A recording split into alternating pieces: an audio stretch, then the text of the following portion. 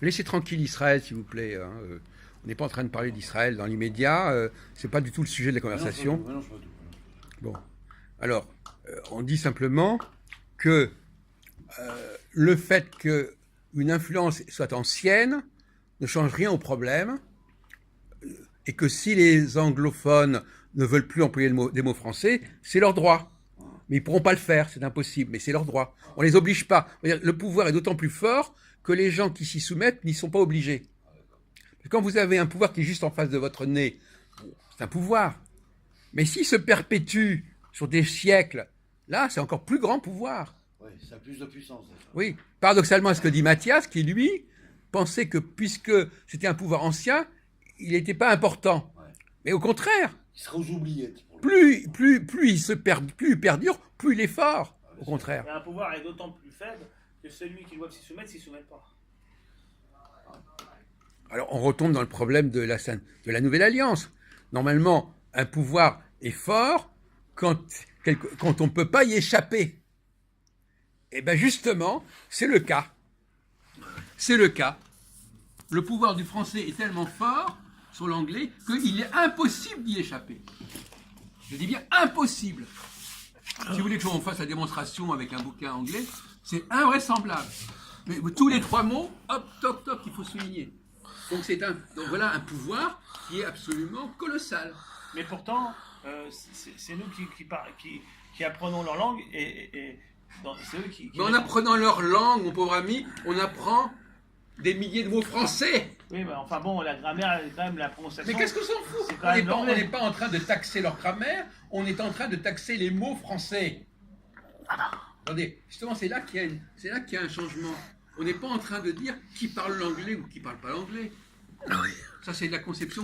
Vous avez évité ce que vous avez appris en 6e ou au lycée ou au collège. C'est des discours. C'est une conception complètement dépassée. Ouais, c'est des discours pragmatiques. La question n'est pas de savoir pragmatiques. combien de gens parlent le français. La question est de savoir quelles sont les langues qui utilisent le français. C'est pas du tout le même point de vue. Vous comprenez? Donc arrêtez votre fascination sur les l'anglais. Suisses, les Belges, ils auront le droit aussi de faire ça. Les Suisses, les Belges, qui utilisent le français, ou des peuples africains qui ont été... Non, c'est la langue française. C'est l'État français. Et eux aussi devront payer. Alors les Suisses, les Belges et les Africains francophones, ils devront payer. Tout ça, c'est des questions de discussion et de négociation. La France va négocier avec ces différents pays. Il faut. Il y a aussi tous les pays francophones, etc. D'ailleurs, l'existence même de la francophonie, qui est-ce qui dirige la francophonie? C'est bien la France. Évidemment. Bon, c'est bien ça. Donc déjà, il y a la francophonie. Ça, la francophonie, c'est presque marginal, le problème de la francophonie. Les Allemands, ils entrent dans le champ de la francophonie. Les Anglais, ils entrent dans le champ de la francophonie. Les Russes aussi. C'est-à-dire que c'est des pays qui ont massivement emprunté des mots français au point qu'ils ne peuvent pas fonctionner sans ces mots français. Ouais, c'est-à-dire qu'en fait, c'est le français est le modèle de la situation. Non. Du langage. Attendez, répète encore. Je suis désolé parce que vous n'êtes pas habitué à la réflexion linguistique. On parle des mots, on ne parle pas de la langue française. La langue française, la façon dont on prononce les mots, on s'en fout. La façon dont le sens qu'on donne aux mots, on s'en fout. C'est l'utilisation matérielle du mot. C'est pas ce que les gens en font. C'est pas parce qu'ils le disent dans une grammaire différente, avec une signification différente, avec une prononciation différente. C'est pas le problème. Ouais. Moi, je regarde l'écrit. Voilà. C'est ce que j'allais dire. L'écriture. Voilà. J'allais y venir. Vous employez un mot. J'allais y venir. C'est un mot français. Ce que vous en faites de ce mot, je m'en fous. Bien sûr. Vous l'employez, vous le comprenez comme vous voulez, je m'en fous. Tu vas te baser sur... comme vous voulez, je m'en fous. Donc tu vas te baser sur l'écriture, Jacques. Voilà. Oui, non, ce que j'ai oublié de le dire. Ah voilà, c'est important. L'écriture, c'est l'élément, la référence. C'est la base même. C'est ce qu'on peut voir, c'est ce qu'on peut observer dans un bouquin, sur Internet, au cinéma. Bien sûr. Voilà, bon, le mot est là. Bien sûr. Maintenant, on ne va pas pinailler de savoir ce qu'ils en font. Exemple, Grazia sur le pétrole, je ne vais pas savoir ce que les gens en font, je m'en fous. Ah ouais. Bon, les mots sont là, on vous facture les mots. Voilà. Alors, comment très bien, on évalue très bien, le juste prix du mot? Parce que tous les mots auront le même prix ou il y aura des prix différents pour les adverbes, si c'est un nom, si c'est un nom... Si c'est je sais pas, comment on parle. Vous avez raison, mais ce sont des questions qui sont en aval. En aval, effectivement, une fois que cette politique est adoptée, il y aura voir quelle technique utiliser pour la mettre en pratique. Bien sûr.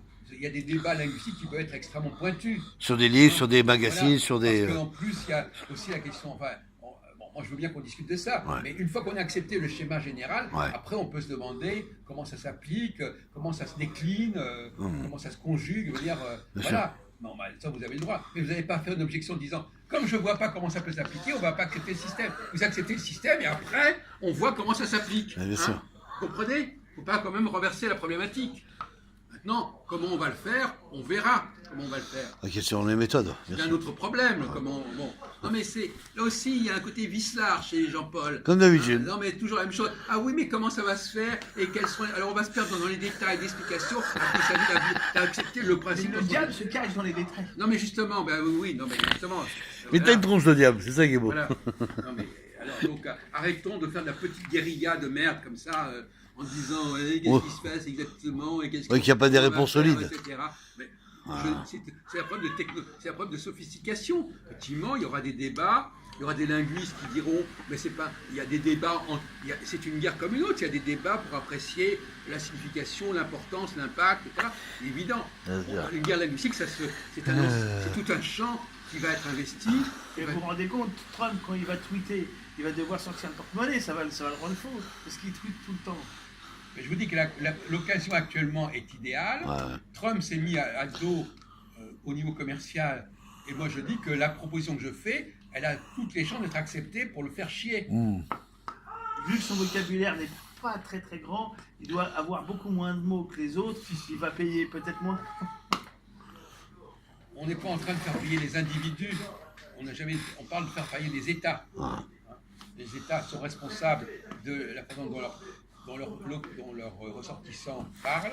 Et c'est ça qu'il faut faire payer. C'est comme pour les... Actuellement, je ne sais pas si vous vous rendez compte, dès qu'on utilise une chanson ou même une musique de X ou Y, tout de suite on vous fait payer, on vous taxe. C'est dingue.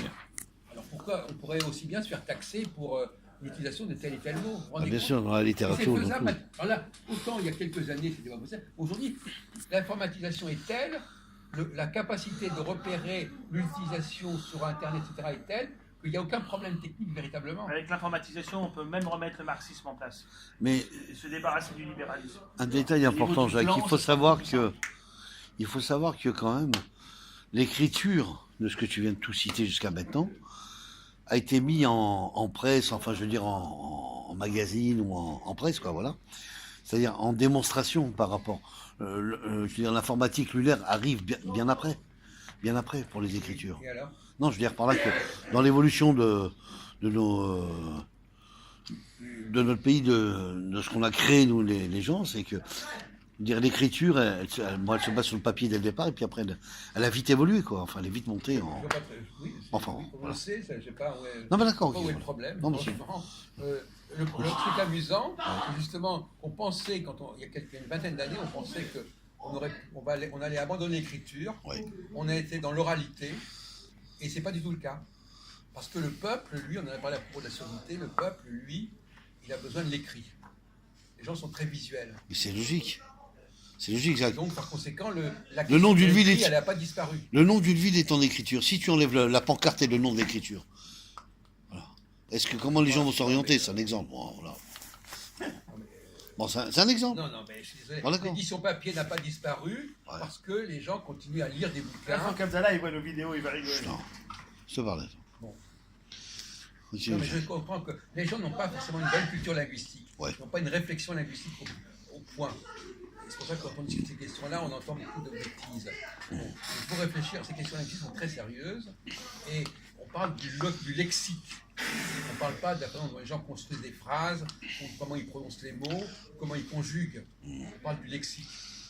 Le lexique. Effectivement, on va d'abord taxer les mots qui sont exactement les mêmes qu'en français. Vous écoutez, machin là? Bon, non, mais, bon. Parce que le plus drôle dans le cadre des rapports entre le français et l'anglais, c'est qu'en plus, ils ont une telle fascination pour le français que ils gardent les mots français tels quels. C'est-à-dire que dans 80% des cas, les mots français n'ont même pas été modifiés. C'est ça. Donc finalement, c'est une langue qui essaie de se substituer au français. Comme le christianisme se substitue au judaïsme. Le judaïsme. Donc c'est encore plus vicieux que ça. Ah, c'est C'est-à-dire dingue. qu'en fait, ils ont tellement récupéré le mot français c'est le grand remplacement. C'est-à-dire qu'ils sont capables, à la limite, de se faire passer pour la langue française. Ouais. Et dire que dans certains cas, quand vous êtes dans un pays anglais, il y a tellement de mots français qui sont utilisés, vous dites est-ce que je suis en France ou en Angleterre, vous voyez. Ouais. Donc c'est à ce point-là, les mots ne sont même pas changés. Il faudrait que je vous donne des cours d'anglais pour que vous compreniez ça. J'ai pas vraiment aperçu parce que je suis pas bon en anglais. Oui, non, mais c'est pour ça que je vous dis, il faudrait que vous ameniez. Vous voyez, je crois que vous avez une bonne culture, mais alors au niveau linguistique. C'est un grand handicap. C'est un grand limite, handicap. Vous connaissez pas. C'est un handicap parce qu'il ne parle pas des langues. En tout cas, Parle pas des langues étrangères. Non, mais on vous demande même pas de connaître l'anglais. Ouais, On voilà. vous demande, vous achetez demain un magazine anglais, d'accord? Vous achetez le Time, etc. Vous prenez un stylo et vous soulignez tous les mots que vous reconnaissez qui existent en français. Pas besoin de connaître l'anglais pour ça. Ah oui. Vous le faites, vous verrez. C'est pas compliqué. Ah. Même si vous êtes nul en anglais, ça n'a aucune importance. Sûr. Vous prenez un stylo et chaque fois que vous connaissez un mot français, hop, Vous le soulignez. Là, vous comprendrez ça. Et moi, je propose une émission de télévision. Ah, si je vois bottle, bottle, je le considère comme bouteille ou pas alors? Oui. Parce que table, c'est table. Bon, là, je peux souligner, mais bottle, il y a quand même une Jacques, orthographe Voilà. différente. C'est ce que je vous ai dit. Il y a des cas, la plupart des cas, c'est exactement le même mot. Il y a deuxième cas. Rendez-vous, ils le mettent comme nous, rendez-vous, vous savez. Mais, attendez, vous parlez comme quelqu'un qui ne connaît pas vraiment l'anglais. Et c'est pas simplement rendez-vous qui pour eux. Alors là, c'est vrai que vous demandez à un anglais les mots français, il va vous citer rendez-vous. Mais il y a des milliers de mots qu'il ne va pas citer alors qu'ils sont français. Donc finalement, c'est encore des pipeaux, ça. L'histoire du Et rendez-vous. cancel, c'est un mot français, cancel. On l'utilise dans le langage de la banque, c'est pour. Cancel. Canceller, ouais, cancel. Oui, bien sûr, cancel. Mais en français, canceler. C'est-à-dire fermer, c'est-à-dire que c'est ça. Ce qu'il ne faut pas oublier, mon cher Jean-Paul, c'est que l'anglais a utilisé des mots français qui ont disparu du français moderne et qui sont des mots du français ancien. C'est un verbe du premier groupe. Voilà, français ancien. Voyez-vous ? Ça veut dire fermer, c'est ça, fermer un truc. Fermer, Oui, mais enfin, on a quand même le mot chanceler en français. Bon, qui a un autre sens, mais enfin, c'est vrai. Bon, donc effectivement, par exemple. Compliqué la langue française, hein, Jacques. Si Non, on- mais elle a une histoire. Bien sûr. Elle a une histoire. Mmh. L'influence du français sur l'anglais, elle date de 1000 ans. Elle s'est développée sur 1000 ans. Mmh. Alors, sur 1000 ans, il a été là que le français lui-même a évolué. Donc ça pose aussi des problèmes. Est-ce qu'on va taxer les mots qui sont exactement utilisés en français moderne, ou est-ce qu'on va taxer aussi les mots qui étaient utilisés il y a X siècles, etc. Et ça, Ouais. c'est D'un des français problèmes- ancien, quoi. C'est des problèmes de discussion secondaire. Ça, c'est. Faut pas non plus se pencher là-dessus. À se On vous demande vocaliser. simplement comme exercice, vous achetez le Cosmopolitan, vous achetez dans un magazine Il faudrait anglais. qu'on propose ça à Macron qu'il le fasse. Hein. Bien entendu. Vous l'avez envoyé la lettre? Non, pas encore, non. Il faudrait le faire. Hein. Blondin, C'est ça pas seulement à Macron, pourquoi pas à l'ambassadeur Bah, de Chine il faut, pour répondre à Macron, il faut envoyer un non, mais fax. c'est toi, Blondin, tu dois Un le faire. fax à l'Elysée, quoi. Voilà. Tu vas le faire, tu vas mettre ton nom. Non, il faudrait que d'abord que Blondin, Jacques ouais. il fasse sa lettre et puis après on peut l'envoyer Et après, par courrier électronique. Voilà. parce qu'il fera pas de faute du tout, lui, il va le faire. Ah, mais faute. Pas de faute d'orthographe. Pourquoi moi je fais une faute d'orthographe? Non, non, Qu'est-ce que vous faites, là non, bien sûr que non. De quoi vous parlez de faute? De quoi vous parlez des fautes? Non, c'est bon. Non mais je sais pas, on sait pas très bien à des moments où... Ça divague, ça divague. C'est Ça n'importe divague, quoi. ça divague. Ça divague, hein, oui, c'est ça. Non, mais ça, c'est son éducation. Et il faut être de temps en temps, il faut faire le pitch, il faut faire une petite plaisanterie, forger un petit jeu de mots. Et puis voilà, ça fait partie du style de Jean-Paul. la maison. Du style de Jean-Paul de la Familial, maison. familial. Ouais. Ah, ouais. C'est l'influence du papa. Enfin, peu importe d'où ça vient, votre influence, mais en tout cas, elle existe. Ouais. Alors, donc, effectivement, c'est pas un sujet qu'il faut prendre à la rigolade. Hein. C'est un sujet extrêmement sérieux. Je reconnais que votre réaction, elle est celle de la plupart des Français. Donc ça, c'est pas... Vous avez rien de personnel. Donc ça, on va rentrer dans le créneau, si tu veux, Jacques, dans le domaine culturel avec l'Élysée. Si tu prépares une lettre ou un truc comme ça que tu vas envoyer un courrier au chef de l'État, tu prépares ton courrier, puis après, il n'y a plus qu'à le faire par informatique, et puis ils vont le recevoir. Quoi, voilà. Bon, Tu as une boîte mail, de toute façon. Voilà. évidemment. Alors, toi, tu peux faire quelque chose dans ce sens-là? Bien sûr. Bon, bah, on en parlera. Oui, d'accord. Alors, attendez, coupez ça. D'accord, Je très bien. voudrais terminer par un petit sujet un petit peu amusant.